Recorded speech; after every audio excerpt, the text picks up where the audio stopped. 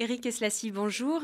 Vous êtes responsable de la filière entrée à Sciences Po de la Prépa Orlum, mais aussi coordinateur de l'ouvrage pour les éditions Sulirama, la Bible de Sciences Po et des IEP de province. Ensemble, nous allons aborder la question du concours de Sciences Po Paris, qui est un concours difficile.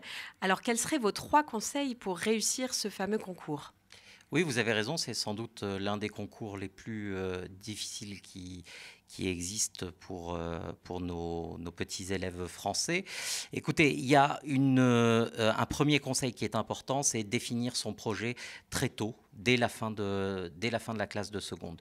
Deuxième conseil important, ne pas occulter que la scolarité que l'on mène en première et en terminale a une importance cruciale dans la possibilité de rentrer à Sciences Po Paris. Enfin, dernier conseil, ne pas rester seul et sans doute s'inscrire dans une classe prépa. Alors, l'anticipation du projet, à partir de quand est-ce que le candidat doit justement élaborer ce projet ? Oui, donc je vous disais, à mon avis, dès la fin de la classe de seconde, début de la classe de première, il faut avoir en tête cet objectif. Parce que l'ensemble du programme du concours de Sciences Po est fondé sur les enseignements qui sont faits en classe de première et au début de la classe de terminale. Il faut rappeler que le concours 2015 aura lieu fin février, donc l'année prochaine, et que d'une façon générale maintenant, entre fin février et mars, il y a les épreuves écrites. Il faut rappeler aussi, point très important, que plus on prend la décision tôt, plus on a de chances de s'entraîner pour réussir le concours. Puisque vous l'avez dit, donc le deuxième conseil, c'est d'avoir une bonne scolarité pour les classes de première et de terminale. Pourquoi ? Alors il y a 2 raisons. La première, je l'ai mentionné, c'est que ce qu'on va vous demander le jour du concours, ce qui est exigible, relève d'un savoir qui est dispensé en grande partie en première et en terminale.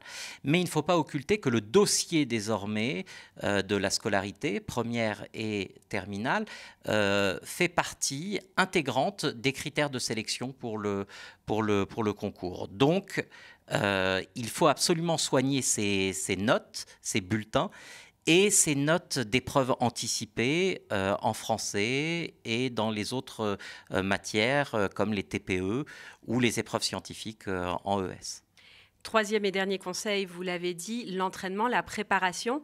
Alors, dans le cadre d'une prépa ou pas ? Oui, il me semble qu'aujourd'hui c'est incontournable pour passer des épreuves de type concours blanc. Il faut s'inscrire dans une classe annuelle dès le début de la classe de première et ainsi avoir une après-midi toutes les semaines qui est consacrée à la préparation à Sciences Po.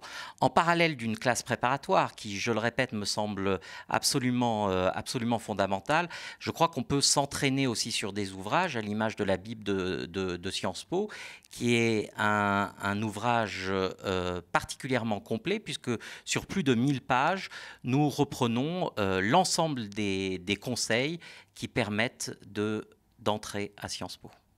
Merci Éric Eslassi. Merci.